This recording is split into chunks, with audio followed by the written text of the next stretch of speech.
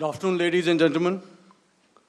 To talk about the air defense capability, the Indian Navy operates as a composite network force capable of simultaneously addressing threats emanating from all domains, that is air, surface and subsurface, through amalgamation of advanced sensors synchronized on the combat management systems. In effect, the maritime force is able to ensure persistent surveillance, detection and identification for a comprehensive maritime domain awareness, including the airspace. Effectively using multiple sensors and inputs, we are maintaining continuous surveillance to degrade or neutralize threats as they emerge or manifest, to ensure targeting at extended ranges. All these are conducted under the umbrella of a comprehensive and effective layered fleet air defense mechanism that caters for all threats, be it drones or high-speed missiles or aircraft, both fighters as well as surveillance aircraft. The fleet operates as a composite force, maintaining a surveillance bubble at extended ranges using advanced radars. Any aerial target that attempts to penetrate this bubble is detected and identified using various techniques and technologies, affording quick and clear distinction between commercial, neutral and hostile aircraft or flying objects at ranges in excess of the anticipated attack range. The Carrier Battle Group, with its integral air wing, provides the first layer of this layered mechanism. Adequately equipped and trained to high degree of proficiency, our pilots are able to operate both by day and night. In the current standoff, the presence of our aircraft carrier with large number of MiG-29K fighters and airborne early warning helicopters prevented any suspicious or hostile aircraft to close the Carrier Battle Group within several hundred kilometers.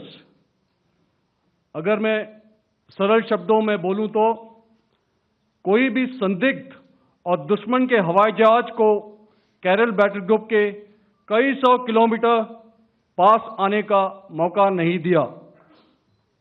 Over the past few years, and most importantly, immediately after the cowardly incident by Pakistani-sponsored terrorist attack at Pahalgam, we had validated our anti-missile and anti-aircraft defense capability in a complex threat environment using cross-platform cooperative mechanism. Our powerful carrier battle group with formidable offensive capability was able to operate with impunity and maintained an uncontested presence in the area of operations. Effectively, it compelled the Pakistani air elements to remain bottled up close to the Makran coast, denying any opportunity to be a threat in maritime space. The Indian Navy maintains a credible capability to detect, identify, and neutralize any aerial platforms that threaten our units at sea. To sum up, the Indian Navy's dominance thus ensured that, should we choose to, we can strike at will. Thank you, Shamdho Varna, Jai Hind. May I now hand over to Director General Air Operations for further proceedings. Thank you, Pramod. I think a lot has been said, and I would only end by saying and emphatically state that all our military bases, all our systems continue to remain fully operational and ready to undertake any future missions should the need so arise.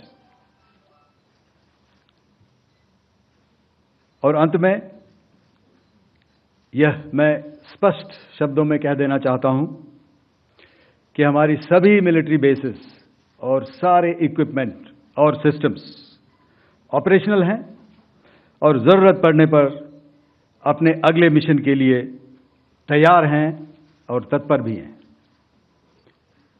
शुक्रिया दोस्तों, और यदि कोई अभी questions हैं तो हम लोग तैयार हैं उसके लिए। Second, ladies and gentlemen, like yesterday, I'll request you to raise your placards, which most of you are doing. Again, repeating it, anything which is confidential in nature will not be responded to. And as you are aware, the DGMOs, all three of them, have got an important assignment after this, which you are also very well aware of. So we shall not be taking too many questions today. I started with both the ends yesterday. Today I'll start from the center, 237. 237. And I'll request you to please maintain, I'll ask you, I'll come to you.